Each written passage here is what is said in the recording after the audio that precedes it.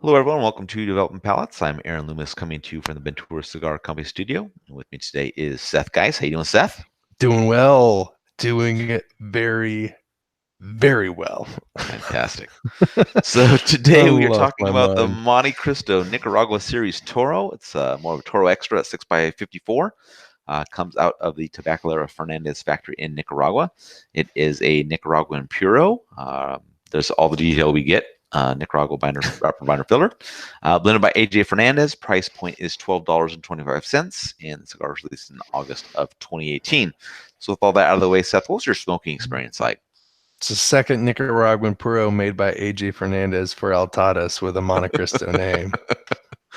We're rolling. There you go. Um, the one thing is the wrapper, it's got like this light Colorado color, and there was like basically like no veins throughout. So it was like a nice, pretty wrapper.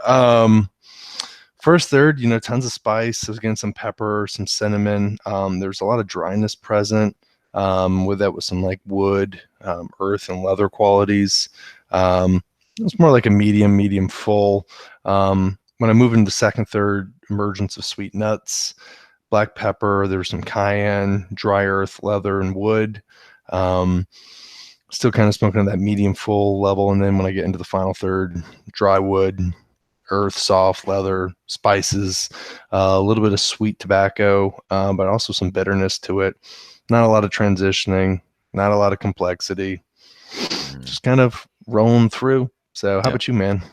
Yeah, for me, I started with the general wood notes, some creamy cinnamon, about a half inch in. The potent cinnamon has a slight lead over that creamy wood right behind it.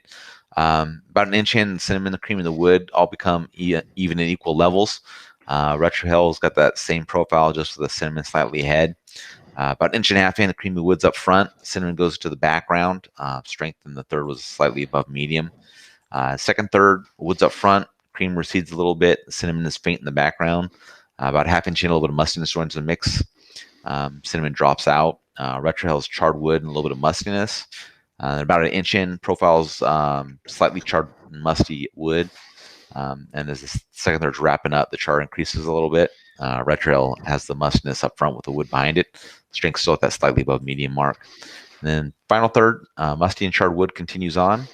A little further in, haven't really been any changes to the profile. Retro still has the mustiness ahead of the wood, and that's kind of how the final third finishes out. Really, no changes whatsoever. Still at the slightly above medium mark in regards to strength. For burn, burn got off at times, but it always self-corrected itself. Ash out on an inch and a quarter increments. And in regards to the draw, I thought it was perfect. It had just the right amount of resistance that I prefer. So, Seth, what were your overall thoughts on this one? Yeah, I mean, it just kind of was, the burn was good on mine. The draw was a little bit loose, but it just was bland, just disappointing, just lacking. I don't know. I was pretty harsh with my overall thing. I mean, I basically kind of just said it seemed like it was just like, hey, here's a blend. They're like, Yeah, sure, we'll take it. Boom, threw yeah, it out there. So there just wasn't much to it. yeah. I agree. Yeah, that's kind I of mean, your.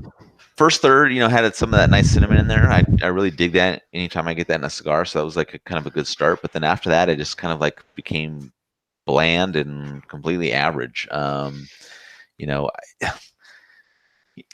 we I, all the cigars that we kind of like give this thing to. These are the cigars that probably sell a ton because this is what like all these people that Oh, smoke I'm sure just to people smoke buy. I'm are sure people yeah, buy a bunch of these, and yeah.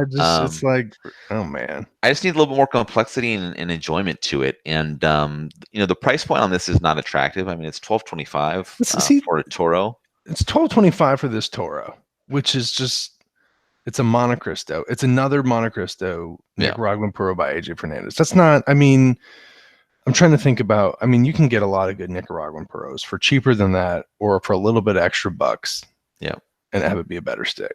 yeah, exactly. So yeah, it's not. I mean, it's not a cigar I'm gonna really go back to. Just there was what I get in that first third's not enough to drive me to buy it and smoke a whole cigar for Oh that. no, So it's not no not way. gonna do it for me. All right, let's get into the scores. I gave it a 6 even. You gave it a 5.33. So I'll go first. 6 was above average flavor profile because they had a good first third, really good construction, average overall. I'd say, maybe slightly higher than I would really give it, but I'll still stick by the 6. How about you at 5.33? Yeah, I mean that's probably pretty generous. That's pretty kind. Yeah. So it's one of these things like is it good? No. Is it bad? Right. No. I mean Yeah. it could have been really bad. Yeah. But at the same time it's like you could have made this better. And it's one of these things that sometimes I feel like these bigger companies like Altadas in general, they're so obsessed with trying to do like I mean, we were even in the booth. Remember, he says, the guy said, this is our Davidoff Nicaragua. Right. I remember that quote. Yeah. And I was like, I was smoking it. And I was like, yeah, well, you failed. Yeah. And it's just like, if that's what your goal is, then, you really got to put some time into it then. And you Right. really got to work at it. And and you can't just get a blend from AJ because AJ is going to give you something that's not bad, but it's just, unless you're like really working at it. So. Yep. Exactly. All right. If you're just catching this video on YouTube, be sure to subscribe to us. But also check out the full written review on the website, developingpalates.com. Be sure to follow us on the social media channels, and you can catch all of our review recaps on podcasts, so iTunes, Google Play, and Podbean. Thank you for tuning in. We'll catch you on the next one.